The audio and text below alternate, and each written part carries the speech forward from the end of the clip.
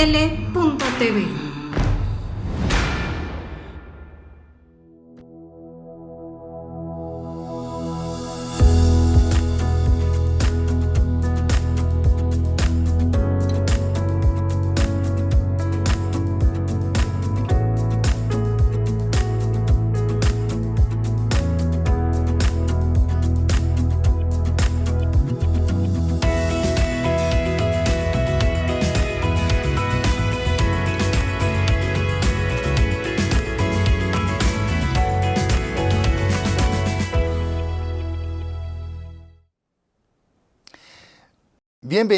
Bienvenido a Psicología al Día. Soy Gustavo Novelo y nos da mucho gusto que nos acompañes nuevamente en esta emisión del 30 de enero del 2020. Y en esta ocasión tenemos 3 temas muy interesantes. ¿Por qué somos violentos? Y vamos ahorita a andar más en el tema, por supuesto, con nuestra invitada.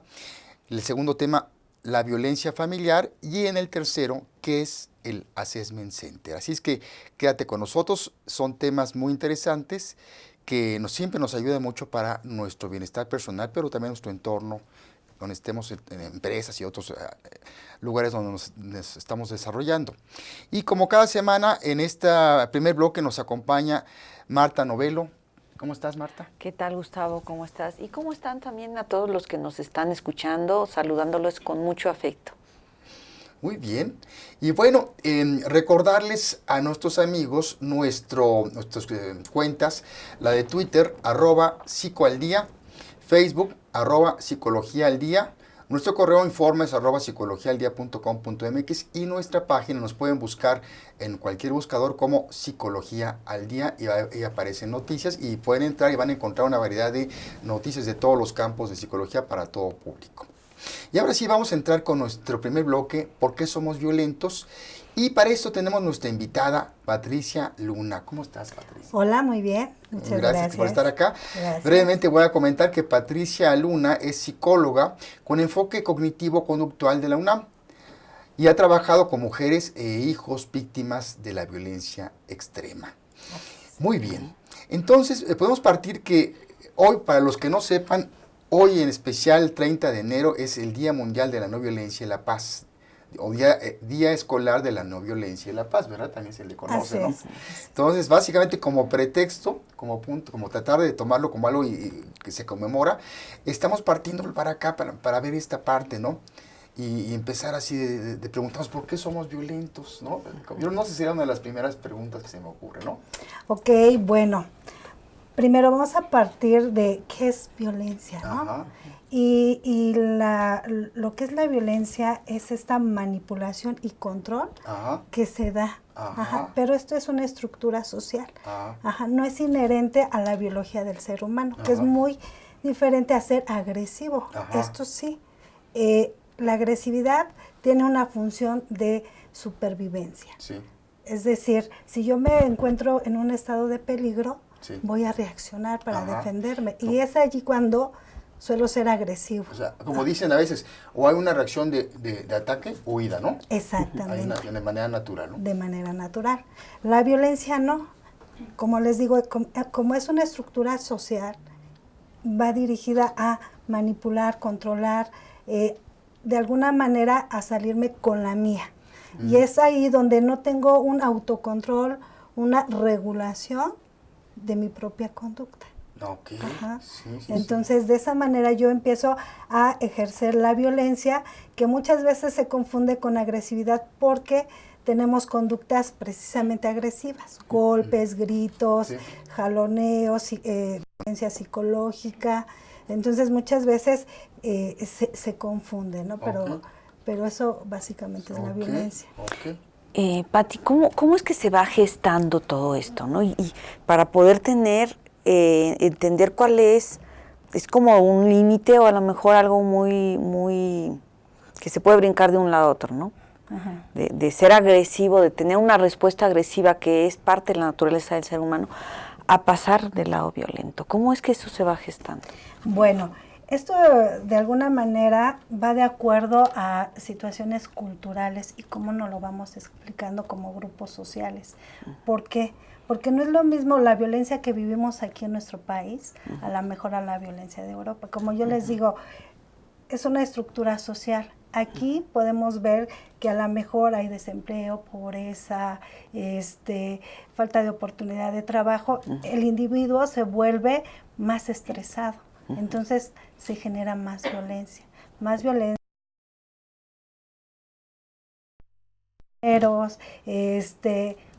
por no tener salud, y todo esto va generando también un ambiente hostil. Y entonces vamos teniendo a lo mejor en el estilo de crianza, en este ambiente hostil, a lo mejor puede ser autoritario o muy permisivo, y todo esto se va abriendo lo que es la violencia. Aunque esta violencia también se va de alguna manera alimentando, como les digo, con situaciones estresantes y conductas en donde te golpeo, te ofendo, abuso sexual, y muchas veces el individuo se va volviendo violento. Sin embargo, hay otras ocasiones en donde el mismo individuo pasa la misma situación, pero tiene resiliencia, y esto le ayuda a no ser violento. Entonces todo va dependiendo de cómo se vaya explicando cada persona lo que le está pasando para ser violento o no ser violento. Ahora, estoy entendiendo, Pati, que, bueno, estoy sacando como conclusión de lo que tú dices, es que hay sociedades violentas a nivel mundial, o sea, no, la violencia no es igual en todas partes del mundo. Así es. Y también hay épocas en la historia de la humanidad más violentas. Así es. ¿No? Y de hecho va de acuerdo también al momento histórico. Anteriormente era como muy normal que el profesor le pegara al alumno, ¿no? Y no pasaba nada, era normal, ¿no? O sea, no había ningún problema, ¿no? A lo mejor el castigo o los papás que también les pegaban a los hijos. Actualmente, ya se está visibilizando lo que es la violencia, ¿no? Sí. Que esto no es una forma de educar. Sí. Entonces, por eso les digo, es una estructura social y es de acuerdo a cómo nos lo vamos explicando la violencia, de acuerdo al grupo en el que estamos. También... Bueno, ese es en el ámbito familiar, está el ámbito familiar, está el ámbito escolar o académico, está el ámbito en la relación de pareja, también en la parte laboral, ¿no? Que también social, y a nivel social, porque... Sí, y más cuando hay masa, sociedad, ¿no? Porque ahorita vemos... En las manifestaciones, en diferentes entornos, ¿no? Pero la vemos mucho, y a nivel mundial, vamos viendo lo que está pasando en Hong Kong, por ejemplo, ¿no? O sea, bueno, no sé si se encajaría, ¿no? Y en otras partes del mundo, cómo se va dando estas manifestaciones humanas, ¿no? Y donde también, como tú dices, se va definiendo la violencia, que antes a lo mejor no estábamos conscientes de tanto, y se veía como algo normal, y después empiezan a tomar conciencia, y empieza a haber grupos antiviolencia, ¿no? Que de golpe, ¿no? Como le llaman, ¿no? A favor de la no violencia. Bueno, antiviolencia, ¿no? Sí. Y están todos los contrarios, los que fomentan.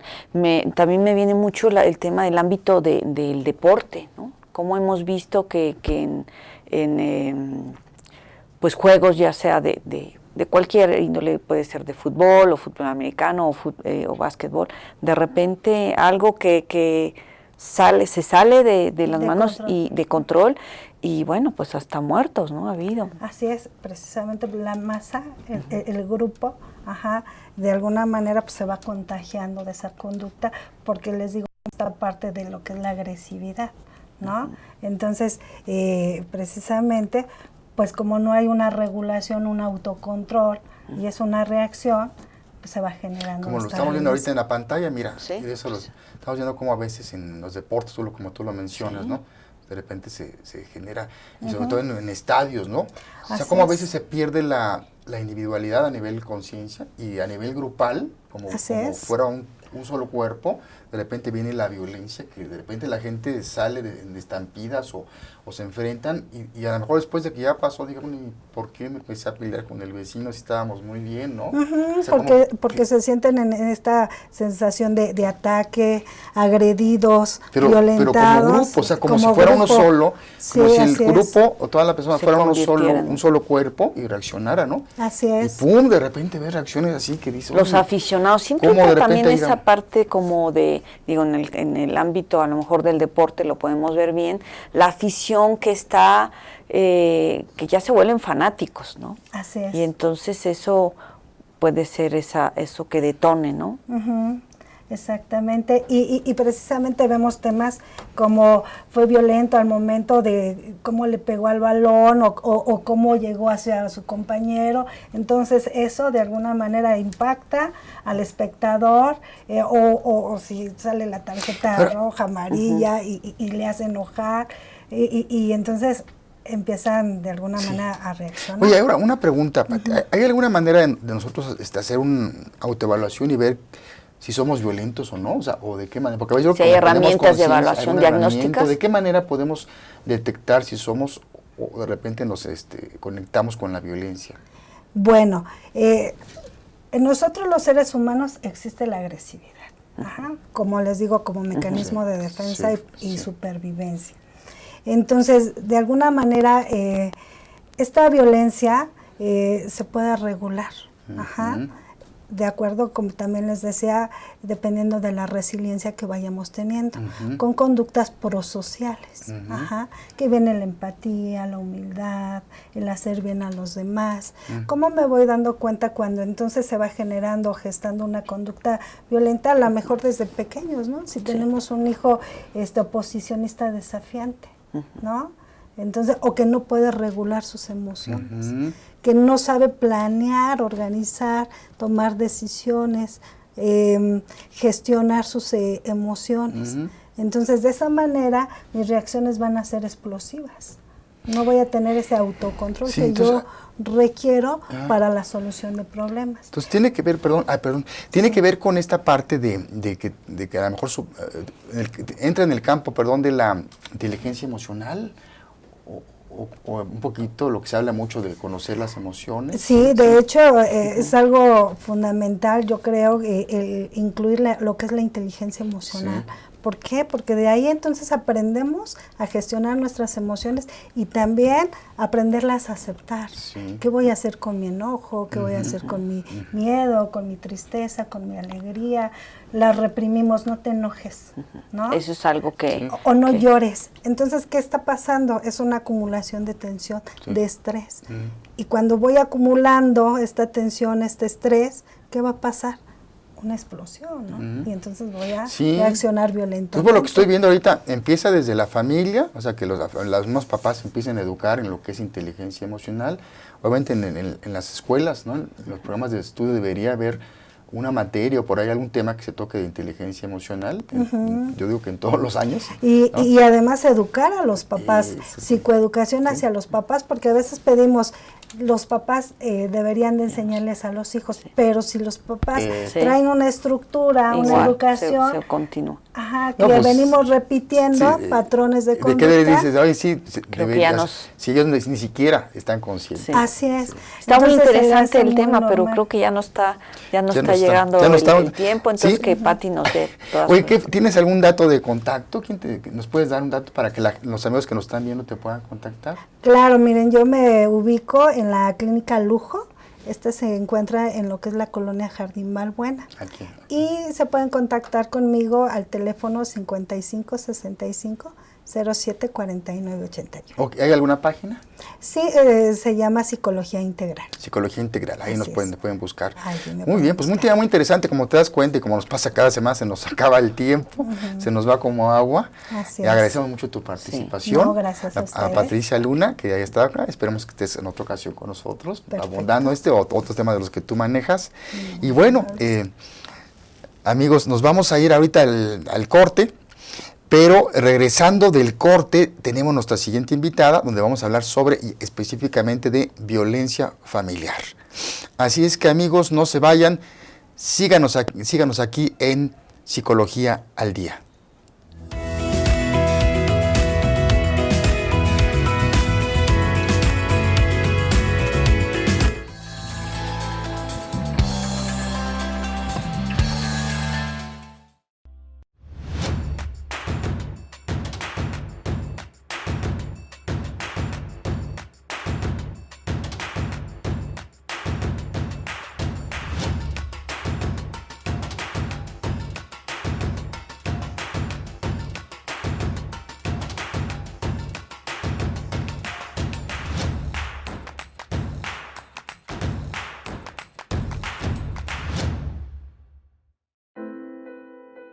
Fue en estas aulas y en estos pasillos que durante más de 4 años y medio tuve la oportunidad de adquirir conocimientos, cultivar buenas amistades y reforzar valores que rigen mi vida.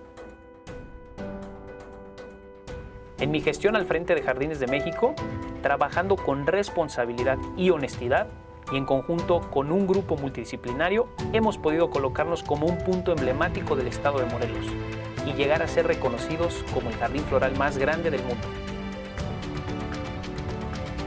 UNILA es más. Visita unila.edu.mx y conoce nuestra oferta académica.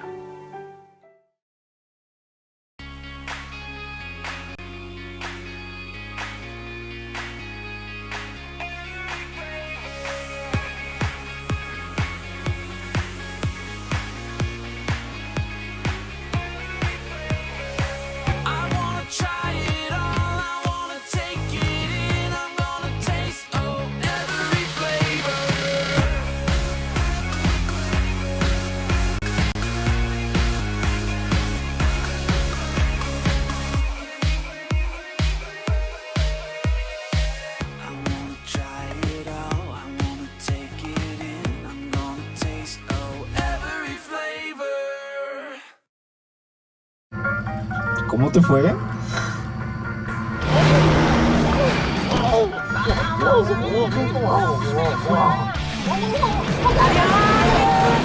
Entonces estás agotado.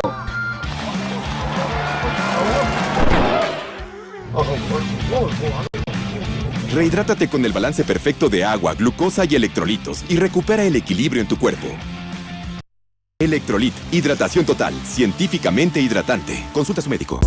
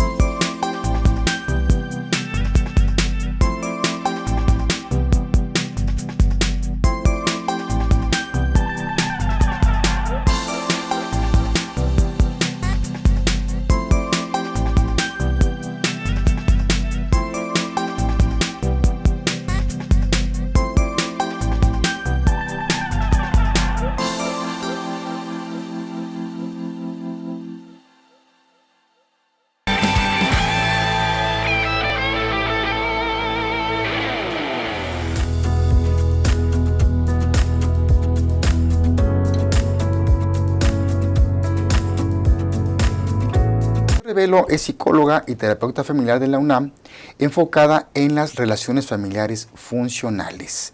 María José, muchas gracias de estar acá. Muchas bienvenida. Gracias por el espacio. Bienvenida. Gracias. Y bueno, continuando con la temática, porque obviamente es un tema muy profundo, a propósito, como decíamos, del día de hoy, que es el Día Mundial de la No Violencia y la Paz, o Día Escolar de la No Violencia y la Paz, a propósito de esto, que creo que tiene que ver con la muerte de Gandhi. De Gandhi, ¿verdad? A propósito, de ahí se tomó como punto de partida. Estaba yo revisando, y hay una nota que hoy publicamos presente en psicologiaeldia.com.mx, pero como un poquito para los amigos que quieran echar un... Pero así empecemos con la entrevista. Claro que sí. Fíjate que hablar, ahorita que escuchaba el segmento anterior, hablar de violencia, tenemos que hablar de la violencia familiar. Nos espanta todo lo que está pasando en el mundo, pero todo se origina en casa. O sea, ¿no? Entonces, por eso es muy importante. Y hoy, ahora que estuvimos investigando para este tema, hoy me sorprendió una noticia que se publicó de una mujer en Brasil que sorprendió a todo el jurado, que estaba en un juicio contra violencia contra ella, que su novio le había disparado 5 veces, 2 en la cabeza, y sobrevivió.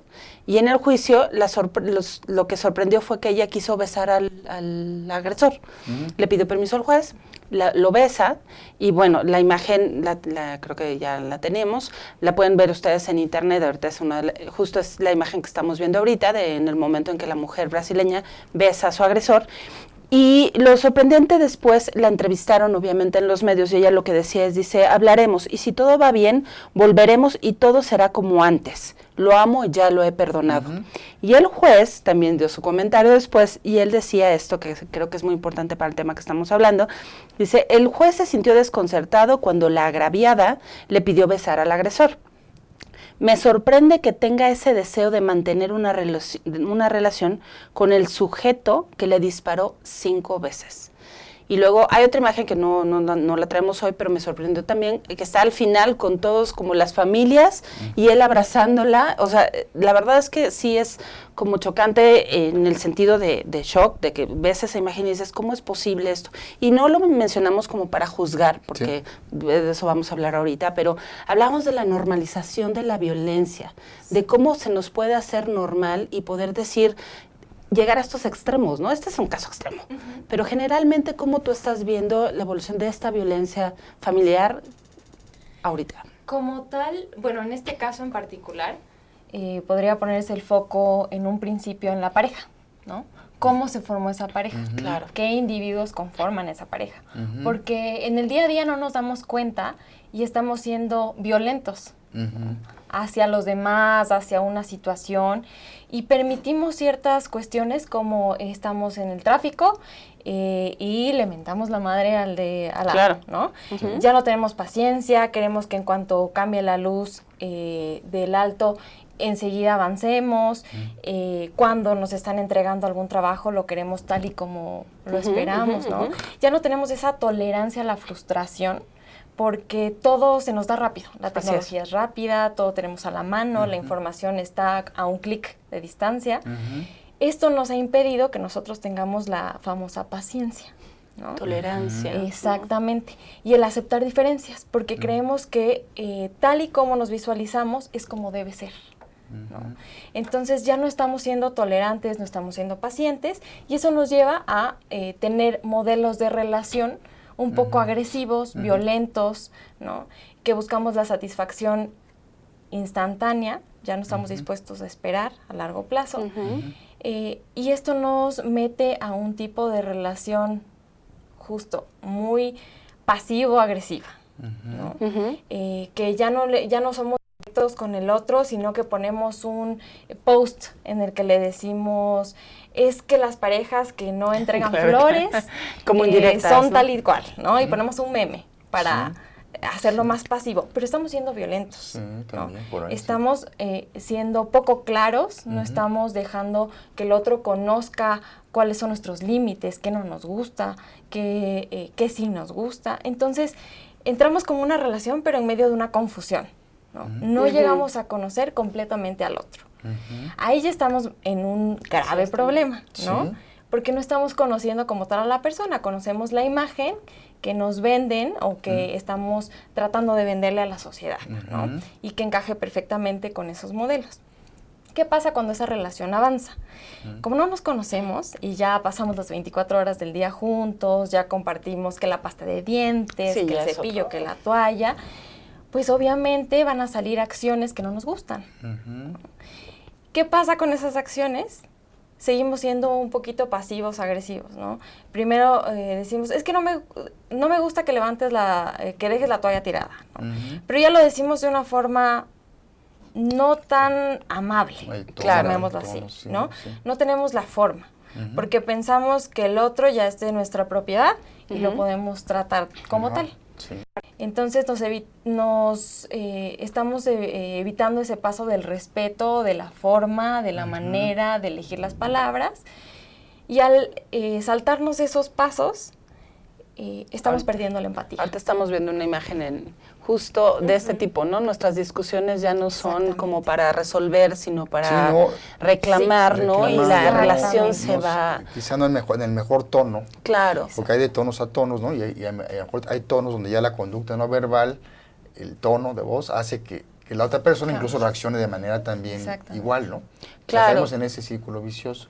Y fíjate, normalmente cuando hablamos de violencia familiar, pensamos en golpes, ¿no? O sea, la verdad es que es lo primero, ¿no? Cómo una mujer golpeada puede permanecer en una relación y empezamos a criticar y todo. Pero la realidad es que la violencia en muchos casos no empieza así, no empieza con el trancazo. ¿no? Empieza con la violencia psicológica, la violencia económica, ¿no? Correcto. Que es muy... ¿Puedes hablarnos un poquito de esto? Sí, claro. Sobre todo, bueno, conocemos ya, gracias a la visibilidad que le ha dado como el movimiento feminista al machismo, conocemos que la mujer en muchas sociedades, especialmente la latina, está en una posición un tanto vulnerable, ¿no? Debido a que, digamos que el machismo es ese sistema estricto que no permite ver el rol del hombre como un ser humano, sino tiene unos roles muy específicos y no se le permite salir de ahí, ¿no? ¿Qué pasa en la parte económica?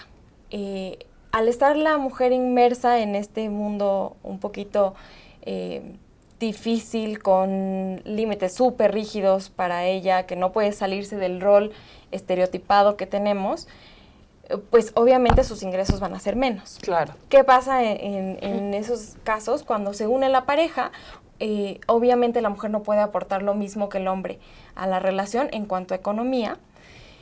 Si es que no se llega a un arreglo como tal, si es que no se que reparten bien los roles, porque está muy bien si es que llegan a ese acuerdo de tú aportas menos, pero haces tal o cual cosa. Si es que llegan a ese acuerdo, muy bien, no van a tener ningún problema, pero si no, y el hombre carga con todo lo económico, va a considerar a la mujer como algo de su propiedad. Es lo que hacemos, ¿no? Pasa mucho. Exactamente. Claro. Cuando algo es nuestro, cuando algo lo estamos manteniendo, lo estamos dando uso, lo consideramos una propiedad. Y se nos olvida que es una persona. Claro. Y ahí empezamos a reclamarle el ¿por qué no haces esto? Es que yo compro todo, es que yo me tengo que matar cuántas horas en el trabajo, ¿no? Y viene esto, la parte de los tiempos que tenemos, sobre todo en la Ciudad de México. Son tiempos muy cortos. Son jornadas laborales muy extensas. El transporte para mucha gente que vive en otras ciudades. Sí. Ahora, yo estoy pensando, ahorita, María José, que lo que está diciendo, como la pareja primero como que se está formando, luego vienen los hijos. Y luego los hijos aprenden a través del modelaje que le ponen los papás. Si ven la violencia, o bueno, incluso pues ni siquiera le ponen el término de violencia, simplemente ven cómo se llevan ellos, pues así aprendo a llevarme, ¿no? Es que lo acabas de decir algo clave. A otros ámbitos. Claro, porque no tienes un punto de referencia de lo que es normal. Lo normal es que te griten en la casa, lo normal es que te avienten cosas, esta otra ¿no? imagen que estamos viendo. Y los niños que padecen de violencia en su casa no tienen como esa niña, ¿no? En lo que estamos viendo ahorita en la tele, no tienes como esas herramientas para poder entender la situación que estás viviendo, ¿no? Y tampoco que afloren tus sentimientos al respecto, ¿no? O sea, entonces aprendes a ser víctima. ¿No? Exacto. Y se repite el ciclo después. Eso, ¿no? Se lleva, o sea, lo empiezan a ver y después lo empiezan a llevar a otros ámbitos, a la escuela, por ejemplo, ¿no? Sí. Y ya, ¿no? Se empieza a repetir esto. Mira, algo que me gustaría mucho hablar contigo, porque pues, el tiempo acá es muy corto, es, siempre hablamos de cosas, o sea, el problema lo vemos cuando ya se ve, ya hay golpes, ya llegamos al límite de las cosas. ¿Cuáles serían las señales que podríamos hablar ahorita de que estás viviendo una relación de violencia y no te estás dando cuenta? Lo podríamos dividir en 3 esferas. En lo individual, ¿cómo podríamos ver que estamos siendo violentos o recibiendo violencia? Primero es conociendo qué es la violencia, ¿no? Cuáles son los tipos de violencia y cómo estoy contribuyendo a eso, ¿no? Si es que grito, ¿no? En el trabajo, cómo pido las cosas, cómo busco conseguir algo, eso en lo individual. Ahora, cuando pasamos a lo de pareja, es importante que nosotros podamos hablar, comunicar de manera eficiente. Entonces, ¿cómo podemos ver si es que yo ya estoy imaginándome que mi pareja me tiene que dar flores, que mi pareja me tiene que llevar de la casa al trabajo? Y no lo estoy diciendo. Las expectativas. Exactamente. No lo estoy diciendo, lo estoy asumiendo, me tengo que detener un poco, hablarlo, comunicarlo, y entonces sí llegar a un acuerdo, ¿no? Claro. Eso es lo más importante, empezar con las formas de comunicación propias para poderlas transmitir a la pareja. Y en la pareja llegar a acuerdos, porque no siempre vamos a poder tener lo que queremos. Y en lo familiar es importante tener muy divididas las partes los roles que tenemos como familia. Los padres, son figuras de autoridad, como tal se deben comportar, no pueden ser amigos de sus hijos y deben ser un frente común, no pueden estar peleados entre ellos y tener estilos de crianza diferentes. Y los niños ideal, claro. deben ser escuchados, ¿no? Cuando algo les está molestando, cuando una emoción les está causando ruido, deben ser escuchados, a pesar de que nos moleste, que no nos guste, que diga, ay, no es nada, debemos escucharlos y darles su espacio. Integrarlos como un sistema, ¿no? Como un grupo que todos están influyendo, ¿no? De alguna manera. Claro, y yo creo que lo has dicho tú en muchos programas, Gustavo, tenemos que empezar con nosotros, ¿no? Sí. O sea, sanarnos nosotros, porque también hablamos mucho del agresor, pero también la parte de la víctima, ¿no?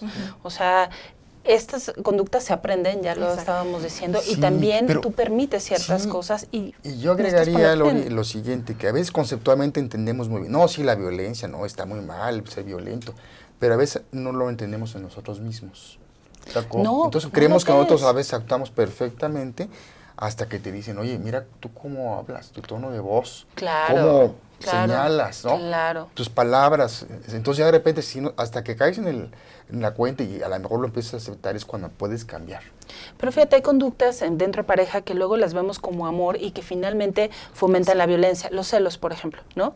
Que dices, es que me cela porque me ama. Entonces, ya no me deja salir porque, pues, me está cuidando, ¿no? Entonces, no quiere que yo hable con fulanito, que es violencia. Exactamente. ¿No? Y yo he visto también en parejas cuando están iniciando que a veces se empiezan a llevar pesado.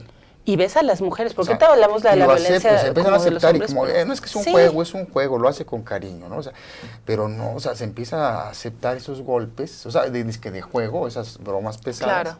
Y entonces va creciendo, ¿no? Yo digo que también por ahí va, ¿no? Sí, y también con los roles que nos ha impartido pues la sociedad que debemos ser, ¿no? La mujer muy sumisa, muy frágil, muy sensible, muy emocional, y el hombre, ¿no? Tiene que ser fuerte, rudo, productivo, ¿no? Entonces, desde ahí, desde los roles con los que nos casamos, estamos ejerciendo violencia. Sí, entonces eso es importante. Entonces, como vemos, se nos está empezando a acabar el tiempo, pero bueno, yo creo que como conclusión de lo que estamos escuchando ahorita, con esta entrevista con María y José, es la parte de cómo empieza desde la pareja la violencia, ¿no? Como punto de partida, y que a veces si no nos damos cuenta, esto se va extendiendo a los hijos. Exactamente. Es el tema que ahorita estamos manejando, ¿no? La violencia familiar. Y eso obviamente pues se empieza a insertar en una sociedad. Sí, si estás identificando alguno de estos síntomas, es importante acudir a alguien que te ayude, ¿no? En este caso, pues nos gustaría que nos dieras tus datos de contacto también. Claro que sí. Bueno, me pueden buscar a través de mis redes sociales, tanto Facebook como Instagram. Estoy como @sicmajorrevelo. Atiendo a consulta tanto familiar como de pareja, que son mi fuerte, para establecer estos patrones funcionales en la convivencia diaria, ¿no? SIC, ¿cómo decías? ¿Cómo? SIC de psicóloga, pero Majo con S, Revelo. S, no con la P. PS. SIC de psicóloga, Majo Revelo. Majo Revelo. Excelente. A través de mis redes sociales, DM o Facebook Messenger, ahí estoy para atenderlos. Perfecto, para que te puedan contactar. Muy bien. Bueno, pues qué bueno, te agradecemos mucho. Muchas gracias a ustedes por estar con que nos enriquezcas el panorama, ¿verdad? Sobre todo en este día tan importante de conmemoración de la no violencia, porque sí debemos, entre más tomemos conciencia, yo creo que hay cosas que igual no cambian de la noche a la mañana, pero en la medida que vamos tomando más conciencia, vayamos contribuyendo, vamos haciendo que esto vaya creciendo. Claro, y merecemos relaciones felices, pues relaciones que te nutran. Entonces, eso, y como desde la familia hasta, relación de pareja, familia, y ya incluso en otros ámbitos, escolar y laboral, y como sociedad, ¿no? Que vayamos contribuyendo a que tengamos una relación más cordial, ¿no? Así es. Más cordial.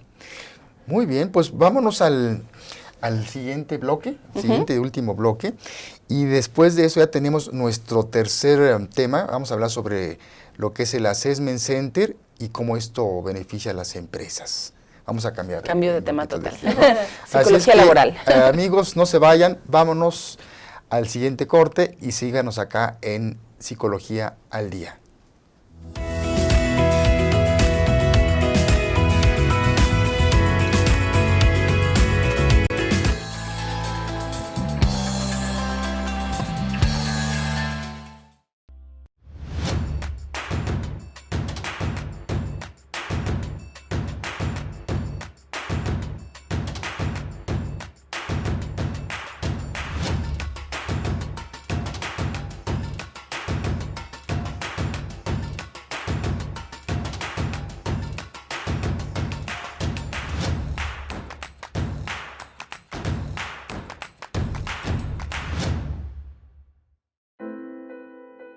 Fue en estas aulas y en estos pasillos que durante más de 4 años y medio tuve la oportunidad de adquirir conocimientos, cultivar buenas amistades y reforzar valores que rigen mi vida. En mi gestión al frente de Jardines de México, trabajando con responsabilidad y honestidad, y en conjunto con un grupo multidisciplinario, hemos podido colocarnos como un punto emblemático del estado de Morelos y llegar a ser reconocidos como el jardín floral más grande del mundo. UNILA es más. Visita unila.edu.mx y conoce nuestra oferta académica.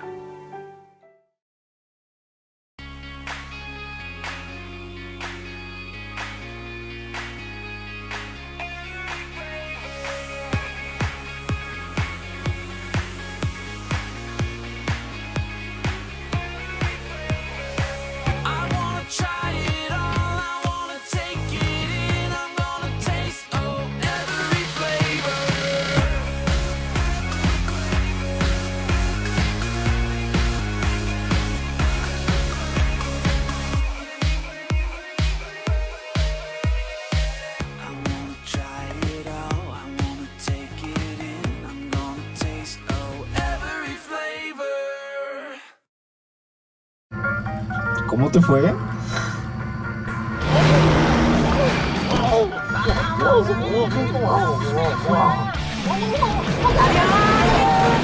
Entonces estás agotado.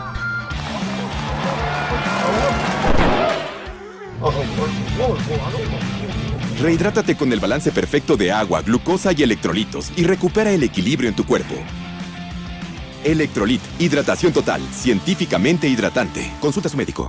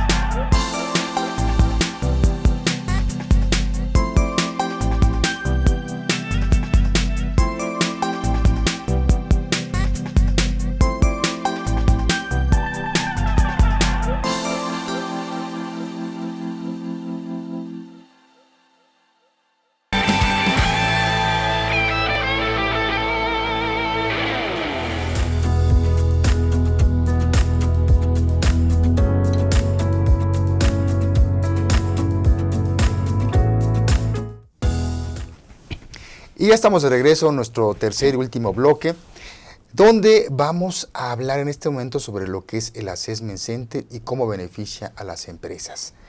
Y ahora sí estamos los tres, Marta Novelo, Gloria Aguiar Green y Gustavo Novelo. Estamos aquí para hablar sobre un tema. La que conoce más del tema es Marta Novelo, pero bueno, también no lo desconocemos nosotros el tema, pero para enriquecerlo, ¿no? Entonces vamos a empezar a hablar sobre qué es el Assessment Center. Bueno, el Assessment Center es una metodología de evaluación conductual sistemática y específica que nos va a ayudar a medir las competencias laborales que tiene una persona con respecto a el trabajo. Y entonces se vuelve una herramienta de mucha confiabilidad para las empresas hoy que quieren en un momento dado atraer un talento, ¿no? Y que quieren decir, bueno, ¿cuál va a ser la persona más indicada, ¿no? Entonces, a través de esta herramienta que está basada en una observación de conducta muy específica, con ejercicios y casos que también están muy alineados a escenarios laborales, nos permite conocer básicamente cuál es el estilo de trabajo de esa persona. Sí. Y es súper importante, ¿no? Porque, bueno, antes te llenabas como en tu entrevista, llegabas con tu currículum y ya accedías a un puesto. Y ahora se ve mucho la importancia para que la empresa realmente llegue a sus objetivos de tener a la gente que necesita asegurarse que tienen las competencias, porque no es tan sencillo, ¿no? Sí, yo agregaría que regularmente lo que se conoce es cuando uno va en proceso de selección, es la entrevista, ¿no? Que te la hacen la entrevista y las pruebas psicométricas. ¿No? O sea, psicométricas y a veces incluso podemos las proyectivas, que cuando ya son dibujos o estas láminas de Rocha, ¿no? Porque ya son más complejas, pero generalmente ya actualmente más en línea, que los puedas contestar en línea, las pruebas, porque son más fáciles de ahí de calificar. Y pocos conocen lo que es el Assessment Center. Tal. O sea, no todo el mundo conoce lo que es el Assessment Center o centros de evaluación como técnica, y como dice Marta, es una técnica donde se evalúa a través de la conducta, ¿no? Otros evalúas más a lo que te va diciendo la persona, tienes que confiar, o lo que dicen los exámenes, pero acá es mucho lo que observas, ¿no? A través de los casos simulados. Muchas veces en una entrevista, y bueno, hay entrevistas o gente que hace entrevistas profundas, que sabe cómo guiar esas entrevistas para que el candidato o la persona que va a hacer, la van a promover a algún otro lugar, pues dé la información al final. En cualquiera de estos sectores se va a estar dando, o herramientas se va a estar dando evidencias de cómo maneja la competencia laboral que se está midiendo, es decir, trabajo en equipo, liderazgo, comunicación, lo que se necesite para esa posición. Entonces, si no se sabe hacer la pregunta, o si la persona que está frente respondiendo esa pregunta no tiene esa claridad de cómo está esa competencia laboral, digamos, en el liderazgo, ¿no? Pues sí, he tenido gente a cargo, entonces sí, sé cómo manejar a la gente, ¿no? Entonces, te pueden dar una versión, y la otra va a ser cuando ya lo ves a la persona en acción, ¿no? Puedes confirmar que efectivamente esta persona sí sabe cómo delegar, cómo comunicarse con sus colaboradores para llevar un proyecto a su fin, o puede ser que no. ¿Cómo se lleva esta técnica para que la gente que no estamos tan familiarizados, a diferencia de la entrevista, cómo se llevaría un assessment center para entender esto? Bueno, como bien decía Gustavo, también es un centro de evaluación. Entonces, lo que vamos a hacer es presentar casos muy específicos, como puede ser, por ejemplo, algunos individuales, que va a ser administrar una serie de asuntos, tomar decisiones, analizarlas y guiarlas a un buen fin. O sea, es como, ¿qué harías en esta situación? Y más que nada lo llevamos a un escenario. Para mí es muy importante que cuando estén enfrente, decir, esta es tu oficina, vas a trabajar y vamos a conocer tu estilo de trabajo. Entonces, ahí está el escenario. No solemos decir, haz como si estuvieras trabajando acá, no. Tú estás trabajando para esta empresa. El caso es tal nombre de la empresa que se dedica a esto, y entonces tú trabajas acá, aquí está el trabajo, desarróllalo, realízalo, y los dejamos, ¿no? Los dejamos con una distancia. En esta técnica Assessment Center es el observador y el administrador, les damos a la distancia con el evaluado o la persona para que vayamos viendo cómo está trabajando. Y nosotros vamos a ir tomando nota de todo lo que va realizando esa persona, lo que va haciendo, lo que deja de hacer, porque al final lo vamos a comparar, van a ser evidencias que van a tener relación con indicadores de ciertas competencias. Pero yo agregaría también que en el Assessment Center no es recomendable aplicarlo solo. ¿No? Bueno, es como cuando tú vas con el médico y te mandan una serie de estudios, ¿no? Que si de orina, que si de sangre, todo lo demás. Es bueno que sea somos varios estudios y complementa a los demás. No descarta a los demás. La entrevista es muy buena, enriquece las pruebas psicométricas son muy buenas, algunos mandan a hacer un estudio de investigación socioeconómica hacia el pasado, hacia las empresas con trabajó, y luego ya viene el hacer. Entonces lo hace más rico la evaluación, más integral, más completa. Sí, o sea, por ejemplo, para ciertos puestos la entrevista puede estar bien, pero si necesitas puestos con competencias muy específicas, aquí es donde... No, entre más alto, o sea, yo creo que si vemos como una pirámide, entre más los puestos más elevados, puestos estratégicos, es mucho más recomendable, obviamente porque también se incrementan los costos. Claro. O sea, si aparte de la entrevista, las pruebas, agregas el assessment, simplemente sí es más. Ahora, hay situaciones en donde piden que sea un nivel operativo, y bueno, hay la posibilidad de crear ese tipo de ejercicios prácticos muy ad hoc para eso. No, y también lleva más tiempo, hay que agregarlo. El proceso de evaluación es más tiempo. Un proceso generalmente, considerando el Assessment Center, que son 2 o 3 casos, la entrevista y las pruebas psicométricas, sobre todo ya la entrevista y el Assessment Center puede llevar de 4 horas a 6 horas. Y ya ha bajado, porque antes... Sí. No, eran 2, 3 días, una semana. Ha ido bajando. Por cuestiones también a veces de tiempos, de eficientar tiempos, todo eso ha bajado. Pero sí, estos son los tiempos más o menos que dice Marta, de 5 o 6 horas en promedio que se lleva. Entonces, es bueno el que se pueda evaluar el talento de las personas a través precisamente de estas técnicas. Sí, eso. No solamente para la atracción de talento, lo que es la selección que también se le conoce, también cuando hay una promoción interna, también cuando deseas saber quién está en qué lugar y si realmente, si está ahí, va a ser tan productivo y efectivo o habrá que moverlo. Esto es lo que conocen ahora como hacer el mapa de tu talento, ¿no? Cómo está y si están bien ahí o hay que reubicar a la gente. Una persona que está ubicada y trabajando de acuerdo a sus competencias va a ser alguien muy contento, muy feliz, con un sentido de logro, con mucha seguridad. Bueno, habría que agregar algo hemos estado hablando de las competencias laborales. No todo el mundo también sabe lo que son competencias laborales. Que son capacidades, son habilidades. Y la parte central es que la empresa cuente con su modelo de competencias.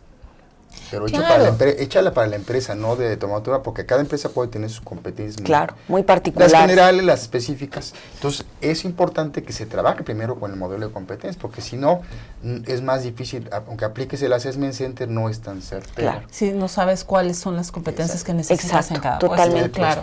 Y ese modelo de competencias, Gustavo, Lori, hay que estar, y a quienes nos ven y nos escuchan, tiene que estar muy alineado con la estrategia del negocio. Sí, los objetivos del negocio. Los objetivos del negocio. Hacia dónde quieren ir, va a haber una fusión, entonces, ¿cuáles son las competencias que se requieren? Claro, y fíjate lo importante que es esto. Yo me acuerdo mucho de un trabajo que tuve, alguien se fue a la secretaria donde yo estaba, ¿no? Y se les hizo muy fácil decir, bueno, que Gloria haga este trabajo, ¿no? No saben, fue lo más infeliz del mundo, porque si algo no es mi competencia laboral, es el orden que requiere alguien que hace esa actividad. La verdad las admiro muchísimo. Yo no puedo, yo tengo que estar en la calle, entrevistar, hablar, toda esa parte. Fue muy difícil y de verdad piensas, hasta te pueden decir que eres un mal empleado, porque no estás cumpliendo con ciertas funciones, pero que ni te contrataron para eso, ni son tus habilidades, y entonces ya hay una frustración tanto del del empleador como del empleado. Entonces, por esto es importante, sobre todo como tú decías, en los puestos clave, no puedes cometer ese error, ¿no? No, y luego hay malentendidos, hay ciertos, he visto también en la práctica que muchas personas confunden el aplicar un Assessment Center con una dinámica de grupo. O sea, hay libros de dinámica, vamos a aplicar esta dinámica de grupo, y bueno, no es que... Por eso es algo sistemático y específico. Hay casos específicamente desarrollados para lo que es un Assessment Center. Y hay muchas variables. Estandarizados. Entonces, si no están evaluados, finalmente estandarizados o probados, no va a funcionar. Entonces, una dinámica de grupo puede funcionar para un curso, para otra cuestión, pero no para como hacer, y mucha gente lo confunde como Assessment Center, entonces también es importante. Sí, no, porque esto mide, o sea, sí hay estos parámetros, ¿no? Para medir. Y la otra es que las personas estén entrenados en la técnica. Porque hay mucho, está muy sencillito. Tú evalúas nada más, se van a hacer un caso X, una dinámica de grupo, y tú nomás anota. Y hay gente que le da no, todo lo tengo aquí en la memoria y no anota. Y la otra es que... vayas registrando todas las conductas. Y por otro lado es tener claro que como seres humanos tendemos a hacer juicios, a valorar. Entonces, cuando se prepara a alguien como observador de Assessment Center, todo eso lo tenemos que hacer a un lado. Claro, tiene que ser muy... No, y aparte está el rol del observador y aparte el del administrador. Entonces, todo esto juega un papel, no es así tan sencillo, ¿no? Hay actividades que aparentemente a primera vista pueden parecer sencillas, pero cuando ya te das cuenta de lo que implica, pues te das cuenta que requieres un entrenamiento en la técnica. Entonces, eso es lo que podemos decirle a nuestros amigos que nos están viendo, de que sí es muy útil el Assessment Center, pero que sí se requiere saber en qué consiste para no aplicar otra cosa y finalmente dedicar demasiado tiempo a algo que finalmente no nos va a servir, ¿no? Invertimos tiempo que algo que no. Entonces, sí es por eso ahorita al tocar este tema, nos ayuda mucho, o les puede ayudar mucho a los amigos que nos están escuchando, nos están viendo, para que aumenten toda su productividad. Sí, porque finalmente pueden estar involucrados no nomás de recursos humanos, sino finalmente todas las áreas involucradas en este proceso. Así es. Bueno, pues ya nos vamos. Pues si quien quiera a lo mejor más información, ¿no? Sí. Yo creo que Importante. sería bueno que hay una página www.assessmentcenter.com.mx. ¿Sí? O también lo pueden buscar en cualquier buscador como Assessment Center México. México. Ahí van a aparecer, se meten ahí, Assessment Center México, y van a encontrar con doble S la Assessment, las dos. Antes de la Sí, E y sí, después sí. de Y ahí pueden entrar y finalmente pueden ustedes ver ahí y toda la información con más detalles sobre Claro. todo lo que se tiene ahí. Muy bien, pues llegamos a la parte final de este programa, ¿no? Gracias Marta, gracias Lori por estar Gustavo, nuevamente estar acá. con ustedes. Y les agradecemos mucho a nuestros amigos que nos están viendo, que nos están siguiendo nuevamente aquí en vivo. Ya mañana a partir de entre 24 horas ya queda en YouTube, en el canal de astl.tv el video para que lo puedan ver, lo puedan compartir. Y lo esperamos la siguiente semana, al próximo jueves a las 11 de la mañana, tiempo local de la Ciudad de México. Que tengan un excelente fin de semana. Hasta luego. Bye.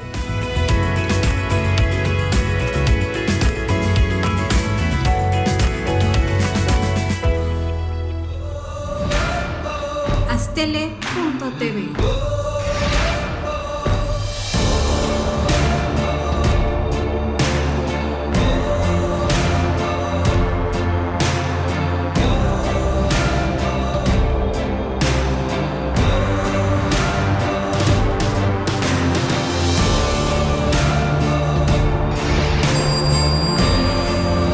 Astele.tv.